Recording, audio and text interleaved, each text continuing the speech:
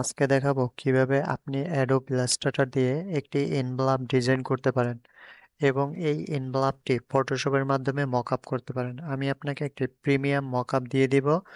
আমার ভিডিও ডিসক্রিপশনে লিংক দেওয়া থাকবে, আপনি তার মাধ্যমে মকআপটি ডাউনলোড করে নিতে পারবেন। এই যে প্রিমিয়াম মকআপটি আমি দিয়ে দেব। এখন দেখেন, প্রথমে আমরা এই এনভেলাপ ডিজাইনটি করব। ডিজাইন যে কেউ করতে পারে, কিন্তু আপনার স্ট্রাকচার করাটা একটু কঠিন। আপনি যদি স্ট্রাকচার করাটা বোঝেন, আপনি এরপর যে কোনো ডিজাইন আপনি নিজে থেকে করতে পারবেন। তাহলে দেখেন, আপনার শুরু করি। প্রথমে আপনি অ্যাডোব ইলাস্ট্রেটর আসবেন, তারপর ফাইল থেকে নিউ, এই জায়গা দিয়ে আপনি দেখেন নেম, এই জায়গায় আপনি যে কোনো একটা নাম দিয়ে দিবেন। দেখেন, এরপর এই জায়গায় আর্টবোর্ড, আমরা আর্টবোর্ড একটা নিব। আপনি এই জায়গা থেকে উইডথ হাইট যে কোনো একটা মাপ নিতে পারেন, এটা কোনো সমস্যা না। আমার মাপে কোনো সমস্যা হবে না, আপনি যে কোনো একটা মাপে নেবেন। ব্লেড এরিয়া দেওয়ার দরকার নাই আপাতত। এরপর আমরা ক্রিয়েট ডকুমেন্ট, দেখেন এই যে আমি একটা মাপ নিছি 2 ইঞ্চি বাই 2 ইঞ্চি, এটা কোনো সমস্যা না। আমরা আগে ফাঁকা জায়গায় ডিজাইনটা করব। এখন দেখেন, এনভেলাপ কিন্তু বিভিন্ন ডিজাইনের হয়, আমরা যে কোনো একটা কাস্টম ডিজাইন নিয়ে ডিজাইনটা করব। প্রথমে আমরা রেক্ট্যাঙ্গেলে আসলাম। রেক্ট্যাঙ্গেলে আসার পর আপনি একটা ক্লিক করবেন। এই জায়গায় উইডথ হাইট আমরা উইডথ দিলাম 10 পিক্সেল, আচ্ছা 10 ইঞ্চি। আর হাইট দিলাম 5 ইঞ্চি, আচ্ছা 5 না, আমরা 4 দেই। আচ্ছা এটা 5, এটা 11। আপনি আপনার মতো যে কোনো একটা সাইজ দিয়ে তৈরি করতে পারেন, কিন্তু আপনারা যে সময় ক্লায়েন্টের কাজ করবেন, ক্লায়েন্টের রিকোয়ারমেন্ট অনুসারে কাজ করবেন। ওকে দিলাম। দেখেন,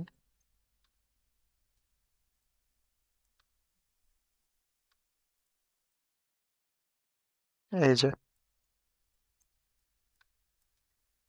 দেখেন আমার একটা পাশ হয়েছে। আমরা স্ট্রাকচারে নান করে দিলাম। দেখেন এইটার আমরা কি করব, এখন এটার নিচের পার্ট করার জন্য আমরা এটা সিলেক্ট থাকা অবস্থায় কিবোর্ড দিয়ে এন্টার প্রেস করব। এই জায়গা দেখেন, এই জায়গা লেখা আছে মুভ, আমরা মুভ করব। হরিজন্টাল কোনো মুভ করব না, আমরা মুভ করব ভার্টিক্যাল। তাহলে হরিজন্টাল আমরা 0 করে দিব। ভার্টিক্যাল কি পরিমাণ মুভ করব, এটার যেহেতু হাইট আমি 5 ইঞ্চি দিচ্ছি, তাহলে আমার 5 ইঞ্চি নিচে সরাইতে হবে। তাহলে আমরা এই জায়গায় শুধু 5 লিখে দিব। এরপর আপনি কি করবেন, প্রিভিউ দিয়ে দেখে নিতে পারেন। যেহেতু ঠিক আছে, আমরা কপি দিলাম। একটা কপি হয়েছে দেখেন। এখন আমার যে ফন্ট পার্ট আছে, এর থেকে অবশ্যই নিচের পার্টটা একটু ছোট হইবে, এই জন্য নিচেরটা সিলেক্ট থাকা অবস্থা আপনি ট্রান্সফর্মে আসবেন। ট্রান্সফার, এগুলো যদি আপনি না পান অবশ্যই উইন্ডোতে আসবেন। উইন্ডোতে আসলে আপনি সবগুলা পাবেন, আপনার যা কিছু দরকার। দেখেন উইন্ডোতে আসলে এই যে লেখা আছে ট্রান্সফর্ম, এই জায়গা দিয়ে আমরা কি করব, উপরের অপশনটা, এই যে উপরের পার্টটা আমরা লক করে দেবো। এই যে এটা লক করে দেয়া, দেখেন এটা আমরা কি কমাবো, হাইট কমাবো। হাইট আমার যেহেতু একটু কম লাগবে, আমরা হাইট 4 করিয়া এন্টার প্রেস করলাম। দেখেন 1 ইঞ্চি কমছে। এখন আমরা কি করব, এই যে উপরের পার্টটা সিলেক্ট থাকা অবস্থা আবার এন্টার প্রেস করব। এন্টার প্রেস করার পর আপনি এবার কি করবেন, উপরে মুভ করাইবেন। তাহলে আমার উপরে কি পরিমাণ মুভ করাবো, অবশ্যই 5 ইঞ্চি। যেহেতু আমার বিপরীত দিকে মুভ করাইতে হবে, মাইনাস দিব। এই যে কপি দিবেন। দেখেন এটা হয়েছে। এখন দেখেন আমার যে এটা হলো সেন্টার বা ফ্রন্ট পার্ট, এইটার সাথে এইটা কিন্তু অ্যাডজাস্ট হইবে। দেখেন এইটা কম আছে কত ইঞ্চি, 1 ইঞ্চি। তাহলে আমার এইটা, এই উপরেরটা হলো আমার ঢাকনা। যেহেতু খামের একটা ঢাকনা থাকবে, এখন ঢাকনা যদি আমি কি পরিমাণ দিব, যেহেতু আমার 1 ইঞ্চি নিচেরটা গ্যাপ আছে, ওইটারই ঢাকতে হইবে। তাহলে আমরা 1 ইঞ্চির একটু বেশি দেব। এর জন্য আমার কি কমবে, হাইটটা কমবে। হাইট আমি করে দেব 1.5, একটু বেশি দিলাম, 0.5 ইঞ্চি বেশি দিলাম। এখন দেখেন এই জায়গা থেকে আমার লক থাকবে কোন পাশ, এই যে বটম, এটা আমি লক করে দিব।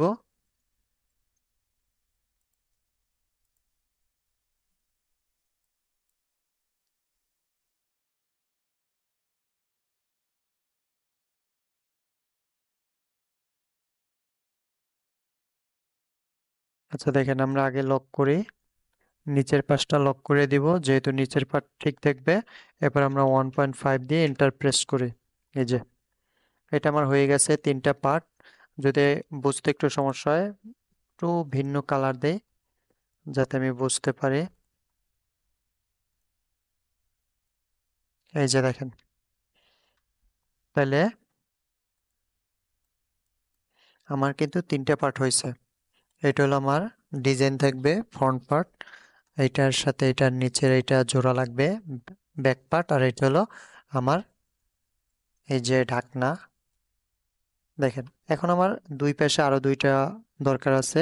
তাহলে আমি এটারে সিলেক্ট করলাম, এন্টার প্রেস করব। এখন আমার মুভ করাইতে হবে কি হরিজন্টাল, ভার্টিক্যাল দরকার নাই। তাহলে আমরা ভার্টিক্যাল 0 করে দেব।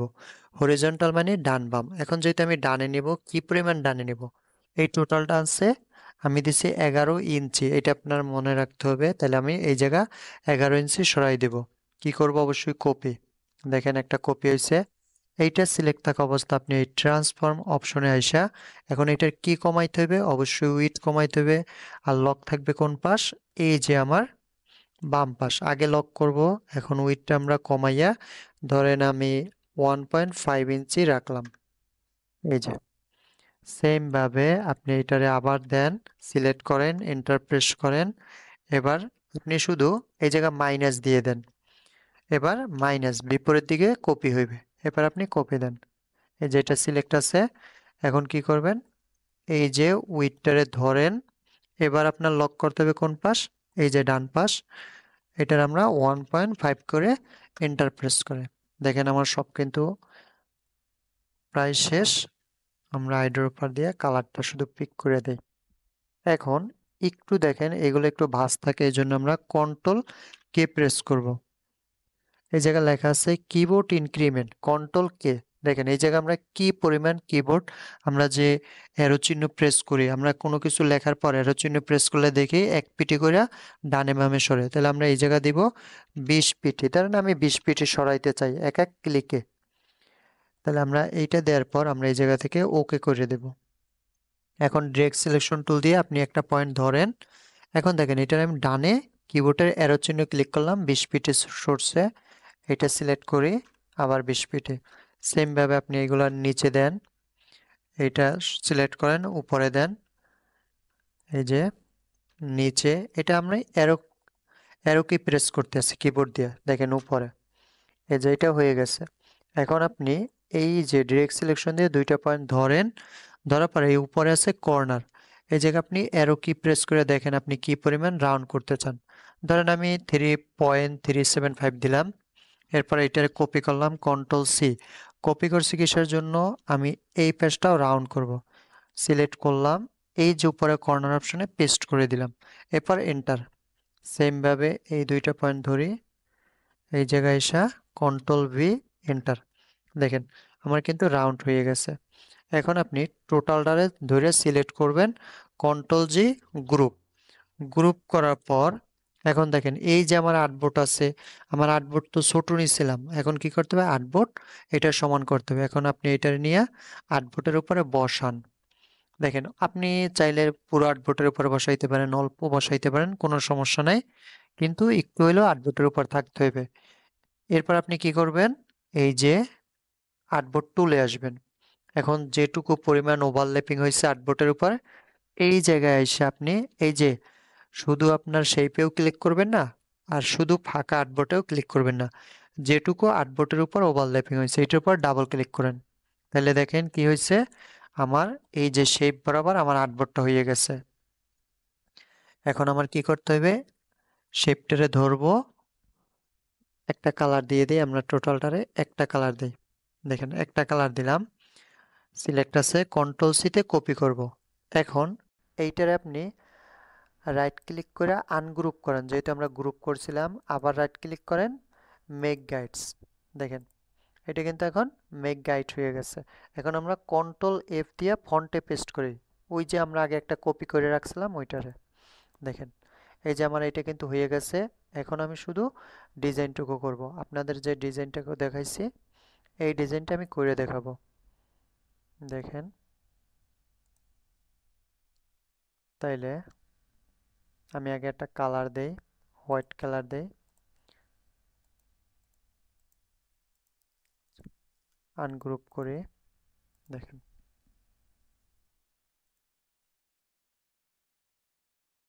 টোটালটা আমি লক করে রাখি। একটা রেক্ট্যাঙ্গেল নিলাম, দেখেন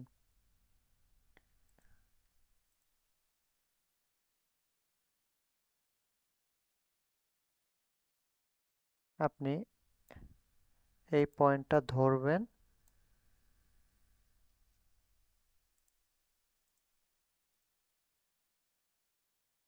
এই যে রাউন্ড করে দিবেন। এটারে control C copy, control F ফন্টে পেস্ট, শিফট অল্টার ধরে একটু ছোট করে নিব।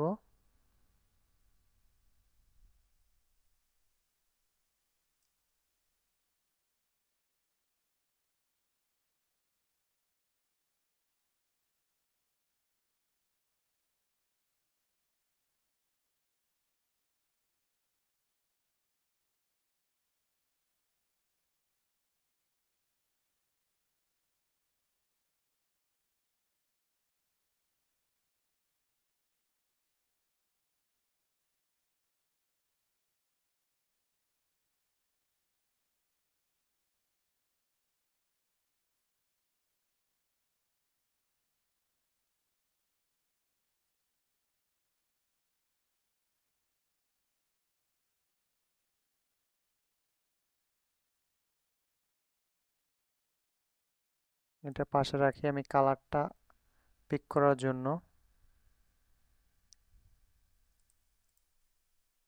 এই যে ড্রপার দিয়ে শুধু কালারটা নেই। আবার এটারে control C control F, control সিতে কপি, কন্ট্রোল এফ এ আপনি ফন্টে পেস্ট করবেন। এই যে এখন দেখেন আমরা এই যে পাশে এই যে চিহ্নটা আছে আমরা এগুলো শুধু বসাই দেই। এই ডিজাইনটা আপনারাও পারবেন, শুধু লেখা টেক্সট এগুলো আমি আর দেখাইলাম না।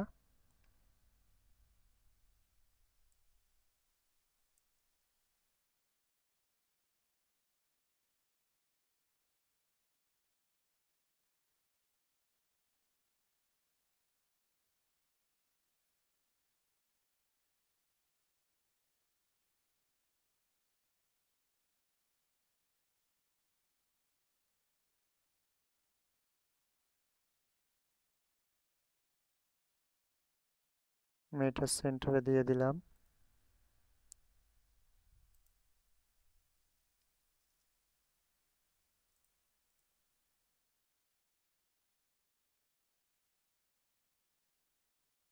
দেখেন এটা ধইরা আইড্রপার দিয়ে এই কালারটা পিক করে দিলাম।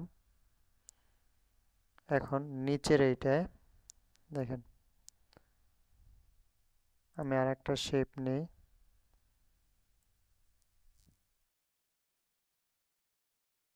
একটু রাউন্ড করে দিয়ে এই দুইটা পয়েন্ট আমি শুধু শিপ ধরে সিলেক্ট করে রাউন্ড করে দিলাম।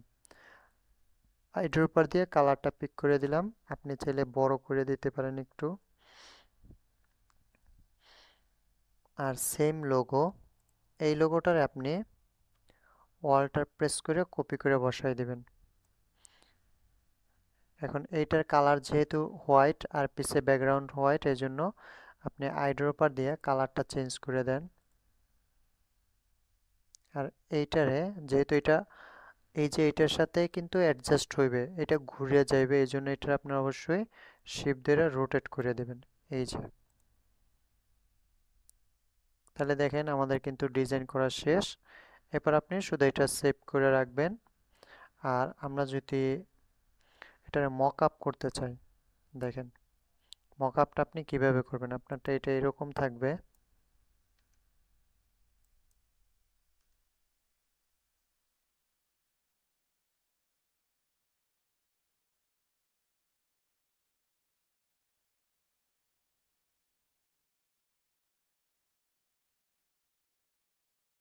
দেখেন আমি এই মকআপটা দেখাবো। আপনি মকআপের ফাইলে এই যে পিএসডি ফাইল ডাবল ক্লিক করে ফটোশপে এটা ওপেন করতে হইবে। ফটোশপ ওপেন হোক। দেখেন আমরা এই পার্টগুলোর গ্রুপ করে নিই, যেহেতু এগুলো আমি বসাবো।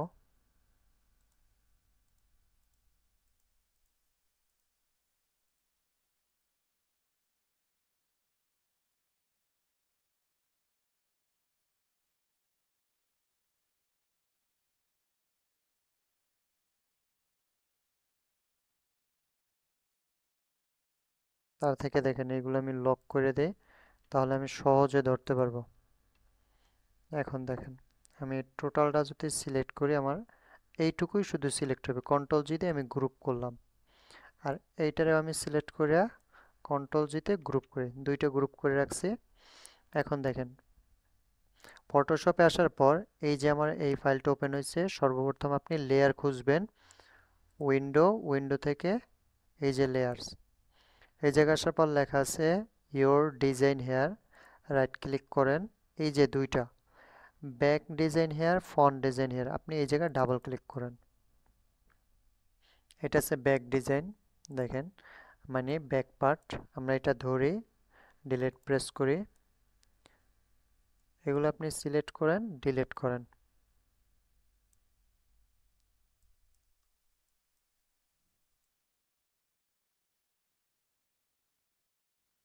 এরপর দেখেন আমার ব্যাক পার্ট এইটা, আমি এটা ধরে এটা আপনি এই যে নিচে ফটোশপে আনবেন, তারপর এই যে মাউস ছাড়বেন না, এই জায়গায় না মাউসটা ছেড়ে দিবেন,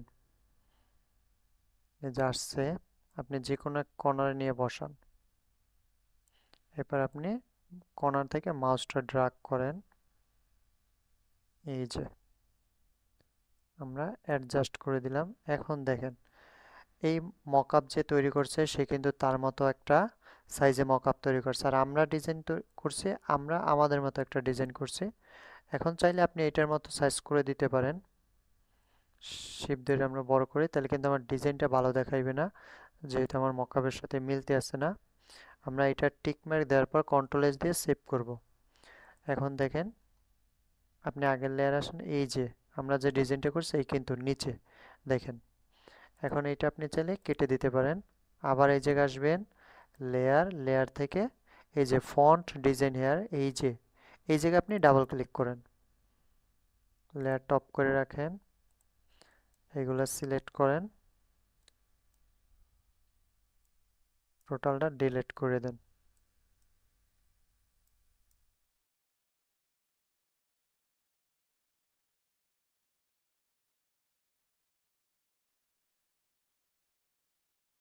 এরপর আমরা এই যে